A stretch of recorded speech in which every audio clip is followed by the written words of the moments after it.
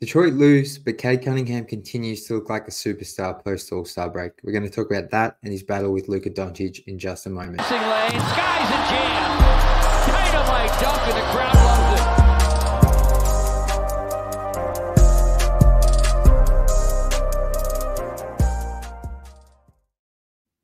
Welcome back to Pistons Intellect. I'm your host, Jack Kelly. You can follow me on Twitter at Jack_Kelly_313.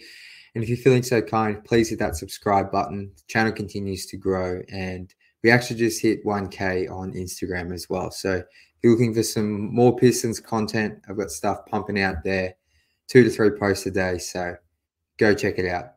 Now, as I said off the top, the Pistons and Cade Cunningham played the Mavs today and ended up losing 124 to 142 in a game that the Pistons just got absolutely killed defensively. The Mavs scored 142 points. Pistons scored 124, which is a lot for this Detroit Pistons team, but they end up losing to the Mavs by 18. They give up 34 points or more in every quarter, the Pistons. And, you know, this was a close game up until halftime, and I'm going to get into Cade in a second, or Cade and the Luka battle in a second, but I think off the top, the defense was just like, it was a combination of Luka Doncic and Kyrie Irving just kind of having their way with the Pistons defense and exploiting all the issues they have as a team defensive unit, exploiting Jalen Duren's, poor pick and roll defense, and kind of just the whole team. And Luka Doncic is arguably the best offensive player in the league alongside Nikola Jokic. So he finished tonight with 39 points, a 39-point triple-double. And it was kind of like the Mavs just had their way at the Pistons in the second half. And, the Pistons were riding this for the first half. They led in the first half. They went into the first half down only 3 or 4 points. But ultimately, you see why the Mavs, even though they've struggled lately, you see why they're 36-28 in a tough Western Conference. As inconsistent as they are, they just have players. They have a solid team. They have Luka Doncic, he's, at least in the regular season, is in my opinion, he's a walking 50-win type of player. Like, I know they didn't hit that last season, and they might not this season, but I just think he himself is going to get you 45 to 50 wins. So they exploited the Pistons' issues defensively, and if you like, I would go back and watch this first half if you're a diehard, but the second half was pretty rough. And I think, though, I want to lead this show off on a positive note, because once again, Cade Cunningham finishes with a 30-point double-double, his second game in a row scoring 30 points and at least 10 assists. And tonight in particular, he almost had a 30-point triple-double. He had 33 points, 9 rebounds, 10 assists on 55% shooting. And most importantly, in that first half, he was going right at Luka. They were shot for shot. Cade had 24 in the first half. Luka had 26. They were going back and forth. Cade, go check out my Twitter, but the highlights, by the time you're watching this, his highlights should be up on my Twitter. Some of his shot making tonight. Says he only hit 3 threes, but the pull-ups, he hit a couple of deep pull-up jumpers. One was a step back, which literally barely hit the net. And he was just fully aggressive tonight in that first half in particular. And it truly feels like he's leveled up since the All-Star break. He came back just before the All-Star break, and as Cade tends to do, he takes 3 to 4 games to warm back up after an extended period of time out. But I think since the All-Star break, he's averaging 27 points, 7 assists, 5 rebounds on 50-50, 90 splits or something. He's just on another planet right now in terms of scoring and efficiency. I tweeted out as well during the game, and they showed it on the broadcast, but I believe since the All-Star break, Cade is third in the league. Yeah, he's had 4 30-point games in 9 games. He's third most in the league behind only Luka, who's had 30 in every game since the All-Star break, and Shea. So I think what I'm loving seeing from Cade is just like how much elevation and how confident he looks in that 3-point shot. Like that has been the one thing like we've been talking about since his rookie season, that when is his 3-point jumper going to come back to what it was that one season at Oklahoma State? Or was that like a flash in the pan and he shot 40% that year, but is he more so like a low 30% guy? Because I'm pretty sure in high school he wasn't necessarily known for his 3-point shot, at least like a volume 3-point shooter. So to see him, pretty much for this season, he's at like now 36, 37%. But to see him now put a stretch together like this where he's hitting step backs, he's hitting pull-ups, like his spot up 3, I think this for the most part of the season has been really good. But to see the stuff off the bounce coming back, that's what's going to take him to like that 27, 28 points per game scorer, along with the free throws. But it's that pull-up 3 is deadly. And that's what guys like CJ McCollum have, Damian Lillard have, obviously Steph Curry. They have that pull-up 3 and that step-back 3 that when you put them in pick and roll, or when they are operating in pick and roll, if you want to go under the screen, you're cooked. If you want to go over and Cade gets you on your back, then the big man's got to be drawn up to Cade and he throws that lob to Durant. Or if he draws the big man, but the guard recovers well enough and he can't get the lob, that's when Cade hits those skip passes to the corner. And it just, that the mid-range jumper kind of unlocks it to an extent, but the pull-up 3 for Cade unlocks him to another level as a scorer. And I think that's why we're seeing him in the past 8-9 games average an extremely efficient 27 points, 28 points. Tonight he got to the line 8 of 8, but I truly think like that pull-up 3-point jumper is really going to unlock him. And I hope he can keep it up. I don't expect him to shoot around 50% from deep for the rest of the season, but just want to see him keep getting great elevation on those step backs, on those pull-ups, following through, and just continuing to knock them down at a consistent rate and continuing to shoot them, because there's no doubt in my mind sometime in the next few games he's going to have a cold night from 3, and that's fine. But it's coming back those next games and continuing to play with that confidence. So he took it right at Luka for a half there, and then obviously Luka really got going in that third quarter. And I'm going to talk about Asar Thompson later, but the Pistons just had no one to put on Luka. He was cooking anyone. They tried stew on him, didn't really work. Like Luka, no one can really defend him, but Asar, which I will get to later, he actually defended Luka really well. But Asar tonight only played the 11 minutes and he exited the game with an illness. So Luka kind of got off the chain there in the third and fourth, and step backs were firing. No one could stick with him. So I think overall, though, you just had to love watching Cade go like back and forth with one of the absolute superstars in the league, because I think we all think Cade's going to be a superstar, or most of us do. But yeah. That was fun. I'd go back and watch that first half. Or just go watch Cade's highlights on YouTube, or I'll have them on my Twitter channel. So check that out.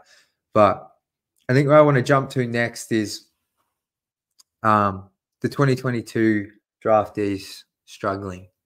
And a game after Jaden Ivey dropped 34 points, shot the lights out from 3. I praised his jumper. I praised how good it looked. And he comes out and really struggled tonight. His box score, if you don't look at the shooting percentages, wasn't like too bad, although 6 turnovers is horrible. But he had 17.6 boards, 4 assists. But he had a couple of really nice hustle plays, an awesome one in the first half where he gave 2 or 3 efforts on the glass, tapped it out of the Mavericks' hand under the rim and was able to tap it back to Asar for a dunk. And, I love seeing those energy players. He had a couple of steals tonight, a block, but some of his shot selection, 7 of 21 from the field, 2 of 9 from deep. Didn't get to the line either. He was really forcing it there, especially when it was just Ivy in the bench unit.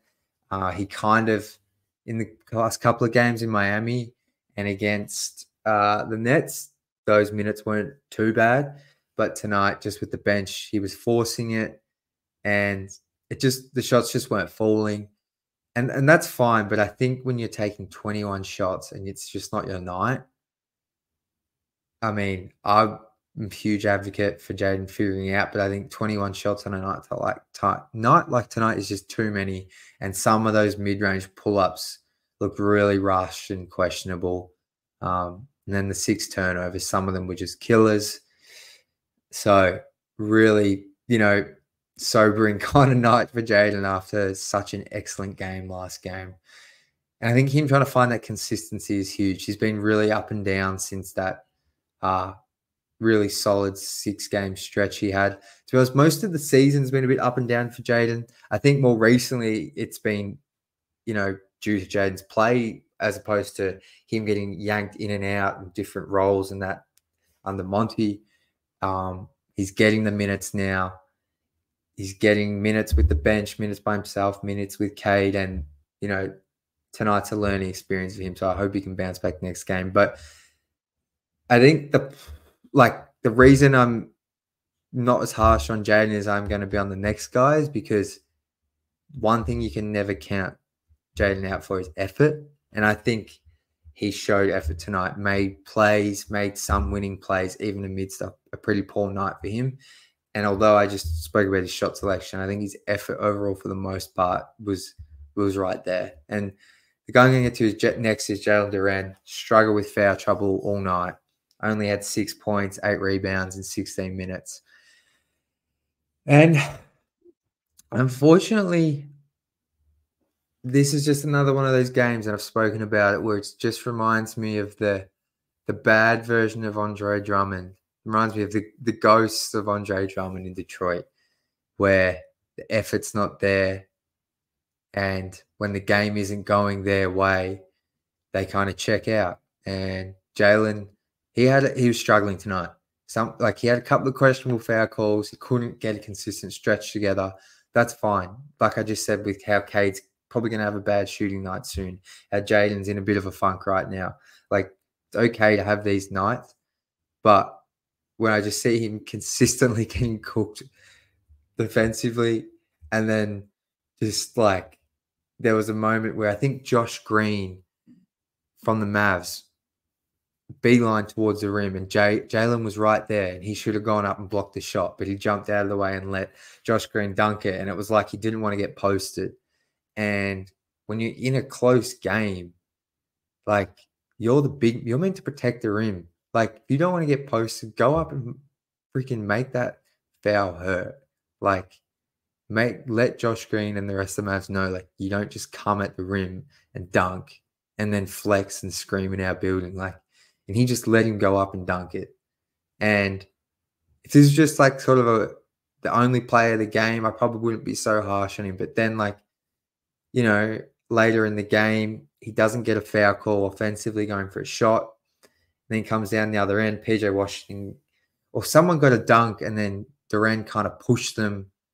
And then PJ Washington came over, pushed JD, then JD pushed him back, and Duren ended up getting ejected for it. And it's kind of I don't mind the physicality and the pushing around, but when you've just kind of been getting cooked all night and you haven't been having a great performance, it just doesn't hit the same. And Jalen's effort sometimes defensively just isn't there, and it's not there for a lot of these young guys and some of the Pistons at time. Not just trying to single him out, but then when he has nights like tonight where he's not making an impact, getting ejected, pushing guys around, it's just, I don't know.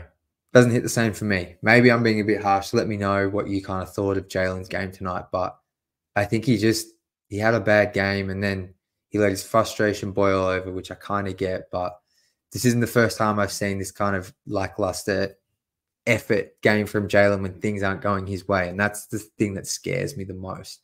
Because like I just spoke about with Jaden Ivey, when he's struggling, I still see multiple effort plays all the time. Asar Thompson never stops trying. That guy never stops trying. Cade Cunningham's a bit different. He definitely has moments defensively where he checks out and, lets his man drive by him. But offensively, I think Cade makes up for it. So I think Jalen is just in a weird spot sometimes, I feel like. When the effort's not there, he doesn't necessarily have all the skill in the world to kind of impact the game as much. And if he's not going to figure it out defensively consistently, still got time for that, don't get me wrong, but it's tough to kind of fit him in the team if he's not going to give full defensive effort, take pride on that end. So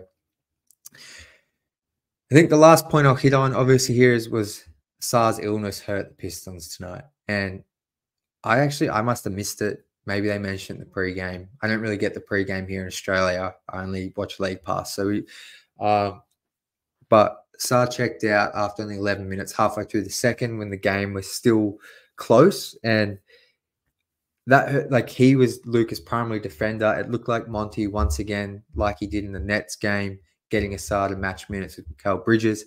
He was going to match minutes with Asar on Luka. And I'm going to have highlights on my Twitter channel, so go check it out, and on Instagram. But in Asar's 11 minutes played, when he was defending Luka, in a game Luka scored 39 points and had a triple-double, Asar kept Luka to 2 points and 33% shooting and forced Luka into 3 turnovers. So Luka pretty much did all of his other damage once Asar was gone. And Luka pretty much started going off in that second quarter when Asar was resting and then was checked out due to the illness. Luka really got off the chain once Asar left.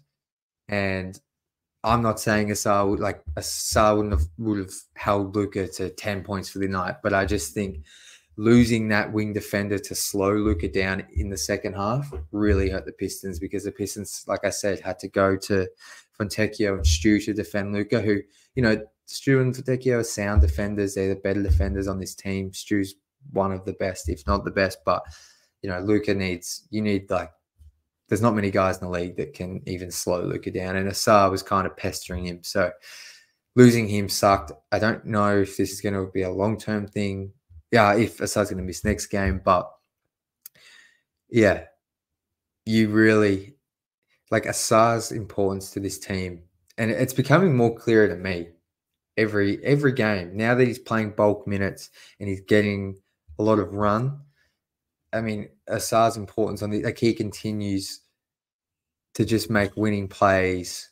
And I mentioned it last time. I don't want to make this a constant ranking, but Cade is the clear number one of the core four now. It's solidified, no question about it.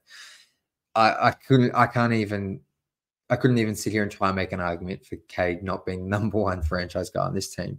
Jaden is still 2 for me, but Asar is getting awfully close just because of his impact on winning. He defensively, and then I know the spacing element it's tough, but just the way he flies around the court, and these Thompson twins, they're such unique players. They are such unique players, and they rebound. They constantly are just working and moving and just making things happen. So, I've kind of just turned this into some Asar love, but I feel like him leaving the game tonight hurt the Pistons. So let me know your thoughts on that. Go check out the highlights on my Twitter, because there's some good ones in there where Luka just turns it over and kind of just looks lost there for a minute. So check those out. Final shout out, actually, I don't want to forget it. Simone Fontecchio scored a career high in points tonight. Let me just check this. I think he scored 27 points. He had 13 in the first quarter. and hit like a buzzer. I think he didn't miss a shot in the first quarter and scored 13 points. 27 points, 4 rebounds, 2 assists, 1 steal, 1 block, 9 of 13 shooting. Like, still coming off the bench, but wow. He struggled a bit against the Nets last game, but I think the game before that he scored like 24. So just an awesome get. So shout out to him. But I think that's going to do it for the episode. Let me know your thoughts on the game. Let me know if you were at the game in the building. What was the crowd like? I got some really nice comments back in my last video of just people that were at the Nets win, and I love hearing that stuff. So if you're at the game tonight, I'd love to hear what the atmosphere was like. And yeah, shout out to anyone that continues to support this team and go to games. I think it's really cool. So until the next video, as always, go Pistons.